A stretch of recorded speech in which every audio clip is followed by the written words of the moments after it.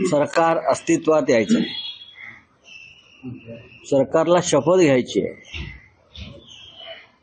पण त्यांना जेव्हा बदललं तेव्हा त्याच्यामध्ये निवडणूक काळापुरतंच त्यांची बदली आहे असं त्या आदेशामध्ये निवडणूक आयोगाचा. खरं म्हणजे असं होत नाही. मुळात आम्ही वारंवार सांगत होतो की रश्मी शुक्ला यांच्या निवडणुकीबाबतच वाद आहे, पण 2.5 वर्षापूर्वी सुद्धा त्यांची नेमणूक त्याच पद्धतीनं झाली, आताही होईल. भविष्यामध्ये अशा घटना घडत राहतील. बेकायदेशीर नियुक्त्या, बेकायदेशीर नेमणुका त्या आपल्याला सहन कराव्या लागतील, कारण एक सैतानी बहुमत मिळालेलं सरकार या महाराष्ट्रावर लादण्यात आलेलं आहे. आणि हे बहुमत लोकशाही मार्गाने आलेलं नाही. हे बहुमत असंख्य घोटाळे, पैशाचा वापर, यंत्रणांचा वापर करून आल्यामुळे येणाऱ्या सरकारवर कोणतंही नियंत्रण नसेल. हे बेफाम सरकार असेल. त्याच्यामुळे रश्मी शुक्लांची नेमणूक होईल, अन्य कोणाच्या नेमणुका होतील, ह्याच्यावरती बोलणं म्हणजे भिंतीवर डोकं फोडून घेण्यासारखं असलं तरी आम्ही बोलत राहू. तरी कोणाला आवडो किंवा न आवडो प्रश्न विचारावे लागतील, सरकारला प्रश्न विचारावे लागतील. जिथे सरकार चुकतंय तिथे बोट दाखवावं लागेल. आणि आम्हाला मुंबई असेल, दिल्ली असेल, देशात असेल, प्रसंगी इंटरनॅशनल प्लॅटफॉर्मवर सुद्धा अशा प्रकारचे प्रश्न हे उठवावे लागतील. जसं काल अडाणी संदर्भात विरोधी पक्षनेते मल्लिकार्जुन खरगे यांनी बोलायला सुरुवात करतात, अडाणीचं नाव येण्याआधीच राज्यसभा सभापतींनी सभागृह बरखास्त केले. ही एक प्रकारची मनमानी आणि हुकुमशाही. अशा प्रकारची हुकुमशाही यापुढे महाराष्ट्राच्या विधानसभेत जरी दिसली किंवा अस्तित्वात आली तरी सुद्धा जनतेनं आम्हाला जे मॅन्डेट दिलेलं आहे, ताकद दिलेली आहे, कमी असेल, पण आम्ही लढत राहू. विरोधी पक्षाच्या कार्यकर्त्यांवर दहशत निर्माण करण्यासाठी अशा प्रकारच्या नियुक्त्या जाणून बुजून केल्या जातात. याला कायद्याचं राज्य म्हणत नाही. हे सर्व कृत्य बेकायदेशीर आहे. अनेक अधिकारी निवडणूक निकाल लागताच पुढच्या राज्यकर्त्यांना भेटले, हे सुद्धा गैरकानूनी आहे. तेलंगणामध्ये निकाल लागताच रेवंत रेड्डी यांना तिकडले पोलीस महासंचालक जाऊन भेटले, ताबडतोब त्यांना बडतर्फ करण्यात आलं. निवडणूक आयोगाकडून ताबडतोब बडतर्फ केलं. पण परवापासून महाराष्ट्रातले काही अधिकारी अजित पवारांना भेटत आहेत, काही अधिकारी देवेंद्र फडणवीसना भेटत आहेत, त्यांच्यावर कारवाई नाही.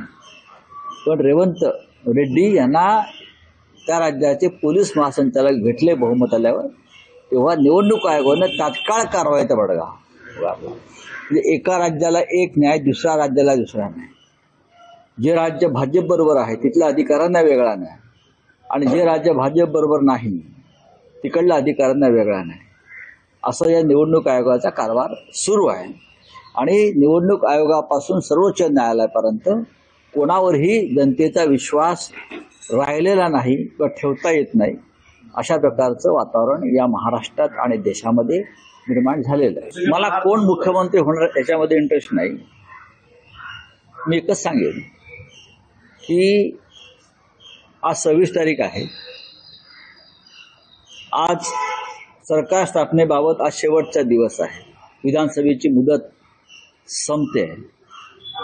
जेव्हा आम्ही सरकार बनवू शकू अशी शक्यता निर्माण झाली होती काही काळापूर्वी, आम्हाला बहुमत मिळेल, तर वारंवार सांगण्यात येत होतं, जर 26 तारखेपर्यंत मुख्यमंत्र्यांनी शपथ घेतली नाही, सरकार स्थापन झालं नाही, तर राष्ट्रपती राजवट लावली जाईल अशा धमक्या दिल्या जात होत्या. राष्ट्रपती राजवट लावण्याची शक्यता आहे, कारण आम्हाला सरकार बनवण्यासाठी 3 दिवसाचा कालखंड होता.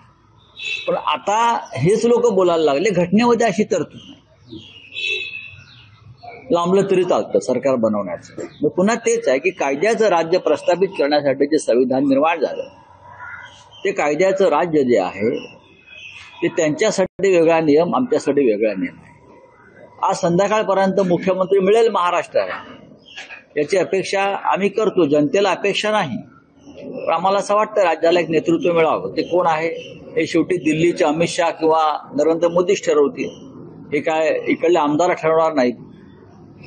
भारतीय जनता पक्षाकडे स्वतःचं बहुमत आहे. भारतीय जनता पक्षाकडे स्वतःचं बहुमत आहे.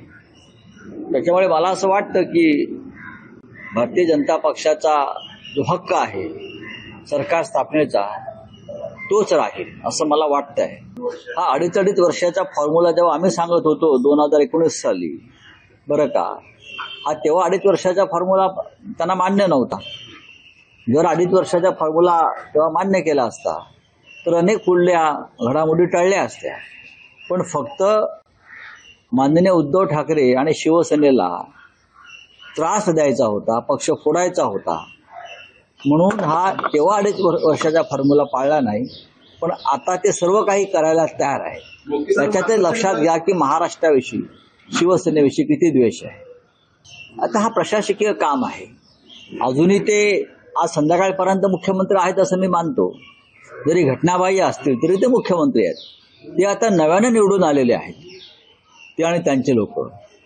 आता जर ते मुख्यमंत्री झाले तर ते घटनेनुसार होते. पण आतापर्यंत, आज संध्याकाळपर्यंत ते घटनाबाह्य मुख्यमंत्रीच होते आणि आहेत.